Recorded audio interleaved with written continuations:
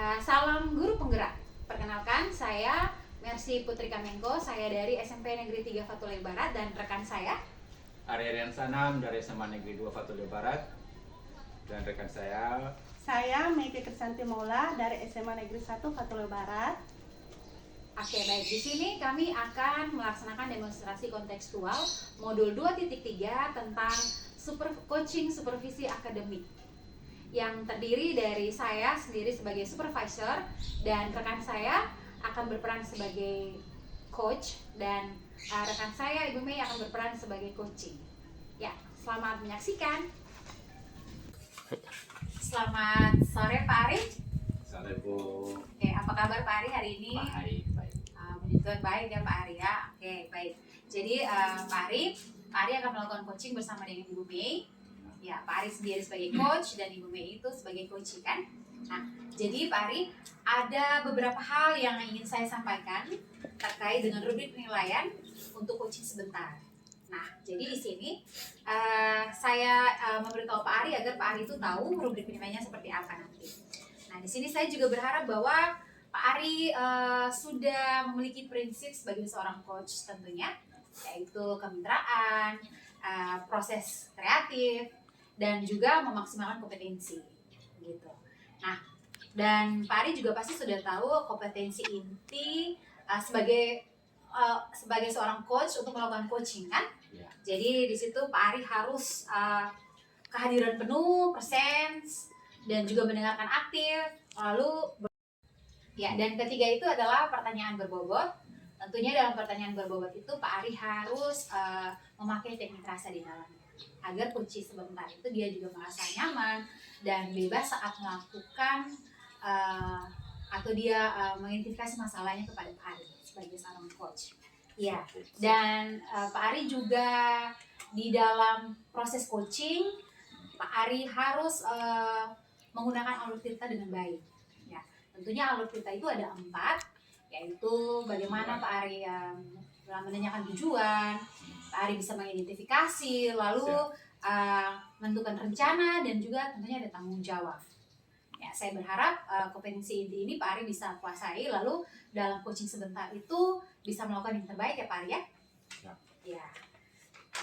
Nah, jadi itu adalah rubrik penilaian yang akan saya amati selama proses coaching berlangsung sebentar bersama dengan Ibu Mei. Nah, jadi ada beberapa pertanyaan yang ingin saya sampaikan, saya ingin tanyakan kepada Pak Ari. Ya, jadi Pak Ari siap ya? Siap dong. Oke. Nah, di sini pertanyaan pertama itu kompetensi apa yang akan Pak Ari ingin kembangkan dalam proses coaching sebentar? Jadi kompetensi yang akan saya kembangkan yaitu kompetensi apa lagi? Ya, saya akan mengembangkan ketiga kompetensi tersebut. Oke, baik. Jadi ketiga kompetensi itu Pak Ari akan kembangkan ya? Ya, siap. Oke, baik. Jadi ketiga kompetensi itu berarti Pak Ari harus melakukan kehadiran penuh dengan Ya. aktif juga. Lalu bagaimana Pak Ari akan mendengarkan dengan aktif. Setelah kehadiran penuh itu, lalu yang terakhir itu Pak Ari harus bisa dalam menanyakan pertanyaan yang berbobot kepada coaching tersebut. Ya, jadi tentunya akan pakai teknik rasa ya Pak Ari? Ya, siap. Ya, baik. Sangat luar biasa Pak Ari untuk ketiga kompetensi itu mau dikembangkan.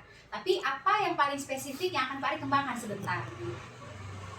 Spesifiknya itu seperti apa dari ketiga kompetensi ini?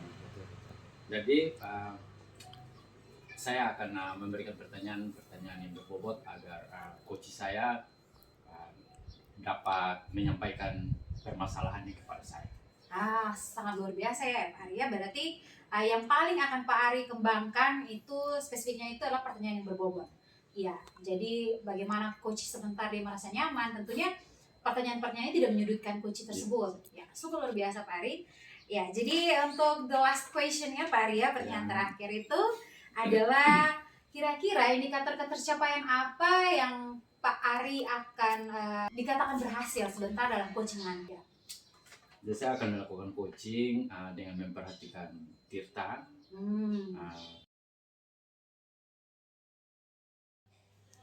Selamat sore Ibu Mei. Ya, selamat sore juga Pak Ari. Ya, apa kabar? Alhamdulillah kabar saya baik, walaupun memang dihadapkan dengan berbagai kesibukan, tapi alhamdulillah kabar saya masih sangat baik Pak. Apa yang membawa Ibu sore-sore datang ke sini? Begini Pak, saya datang menemui Pak ini karena saya lagi mendapat suatu masalah, dihadapkan dengan masalah yang sangat luar biasa Pak. Di mana khusus di pelajaran saya menemukan anak ini dia jarang sekali datang sekolah Pak.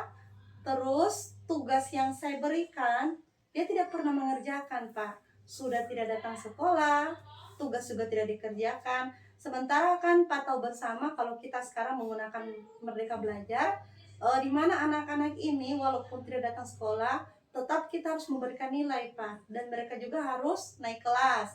Yang menjadi suatu pergumulan bagi saya Pak, di mana nanti ketika teman-temannya nanti akan mengetahui hal tersebut, saya rasa akan ada kecemburuan sosial, di mana nanti mereka berpikir begini Pak, mereka yang rajin datang sekolah dengan murid-murid yang tidak pernah datang sekolah tetapi mendapat nilai yang sama, maksudnya tetap sama-sama mempunyai nilai walaupun memang besaran nilainya itu tidak sama, dan juga nanti mereka sama-sama naik kelas Pak. Itu yang menjadi permasalahan saya sehingga saya datang menemui Pak hari ini. Iya Bu ya, itu satu tuntutan kurikulum merdeka ya Bu ya.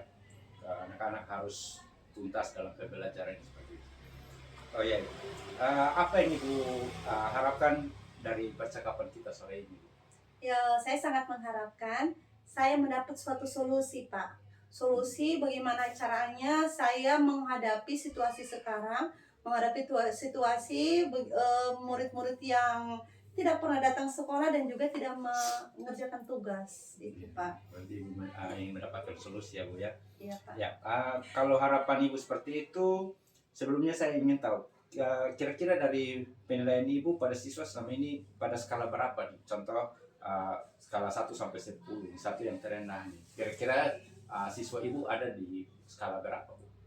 Kalau misalkan acuan Pak Ari untuk skala yang paling rendah 1 dan skala tertinggi 10, maka murid-murid saya ini saya bisa mengatakan mereka berada di skala 2 Pak. 2 ya Bu ya? Iya, Pak. Mengapa Ibu berikan skala 2 untuk siswa-siswa Ibu? Iya Pak, karena begini Pak, mengapa saya memberikan mereka skala 2? Karena ini mereka sudah sangat wow, sudah tidak pernah datang sekolah, dan juga tidak pernah mengerjakan tugas Pak. Itu mengapa sampai saya memberikan mereka skala yang sangat rendah.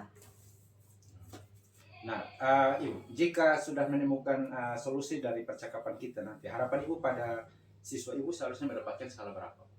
Kalau saya sebenarnya berharap anak-anak tersebut, apalagi kita sebagai pendidik, tentunya kita sangat memimpikan murid-murid kita itu mendapatkan skala yang 10, di mana itu keberhasilan yang sangat bagus, sangat luar biasa. Tapi kalau menurut saya untuk mencapai level 10 atau skala 10 itu mungkin agak susah Pak, agak susah sekali.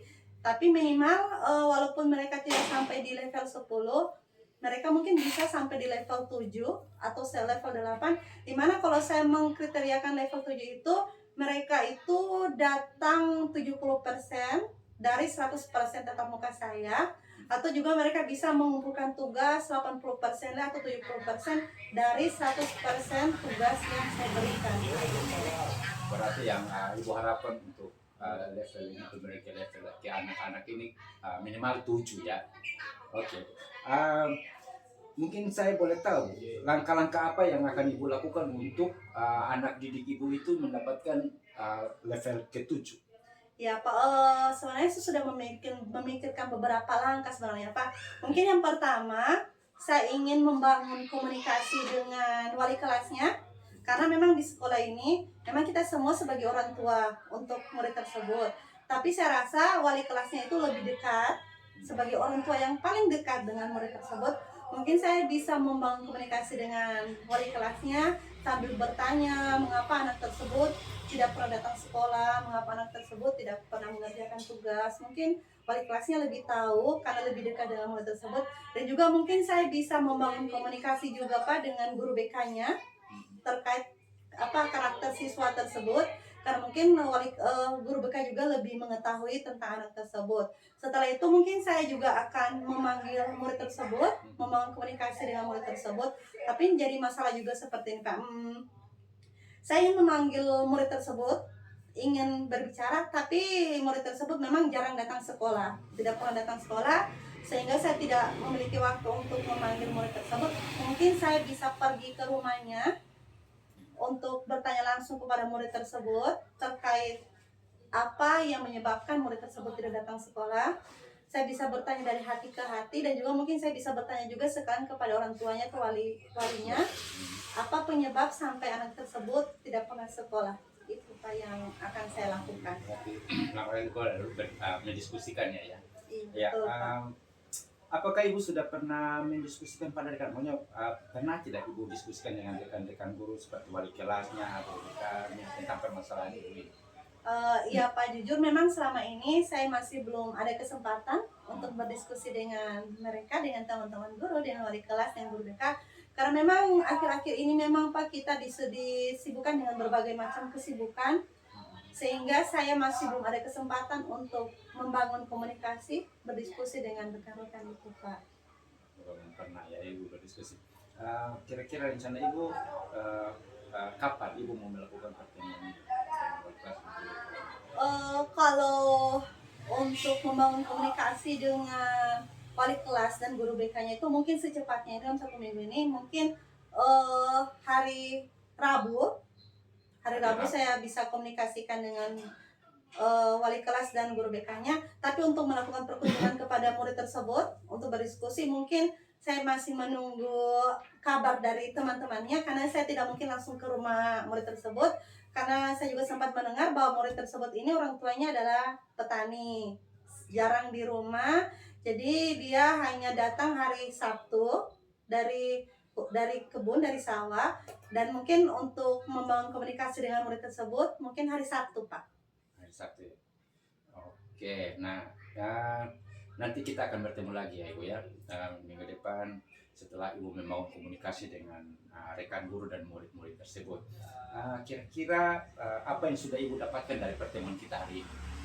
Terima kasih Pak, saya juga sangat merasa bersyukur bisa bertemu dengan Pak hari ini. Dimana tadi awalnya saya sangat kebingungan bagaimana cara saya menghadapi murid tersebut. Saya sangat tidak tahu ini saya mau buat seperti apa. Tapi alhamdulillah setelah saya bertemu dengan Pak, saya berbicara dengan Pak, saya berbicara tentang masalah yang saya hadapi dengan Pak terkait dengan murid-murid saya yang masalahnya tidak pernah datang sekolah. Makanya saya sudah mendapat solusi bagaimana cara saya menghadapi murid-murid tersebut, di mana solusi yang harus saya lakukan itu yang pertama, saya harus membangun komunikasi dengan wali kelasnya, dan juga saya membangun komunikasi dengan guru BK. Selanjutnya saya harus membangun komunikasi dengan murid tersebut dan juga dengan orang tuanya Pak. Oke baik, memang jalan keluarnya adalah memang komunikasi dengan rekan-rekan dan guru-guru tersebut, murid tersebut, itu adalah jalan keluar. Baik Ibu, sampai kita berjumpa lagi minggu depan ya Ibu ya. Ya, terima kasih Oke, Pak waktunya. selamat sore. Selamat sore Pak. Mari Ibu. Ari? Ya, sore Ibu. Baik, jadi tadi Pak Ari saya sudah mengamati proses coachingnya Pak Ari bersama dengan Ibu Mei, di mana Pak Ari sebagai coach dan Ibu Mei itu sebagai coachee. Nah, tadi saya juga melihat menjadi supervisor, pengamat. Saya mengamati dengan baik langkah demi langkah yang sudah Pak Ari lakukan sebagai seorang coach. Namun di sini ada beberapa catatan yang ingin saya sampaikan kepada Pak Ari, tapi sebelum itu saya ingin menanyakan beberapa hal mengenai coaching tadi. Jadi kira-kira dari proses coaching tadi, hal apa yang sudah baik untuk dilakukan dan juga indikator ketercapaian apa yang sudah berjalan selama proses coaching tadi Pak Ari?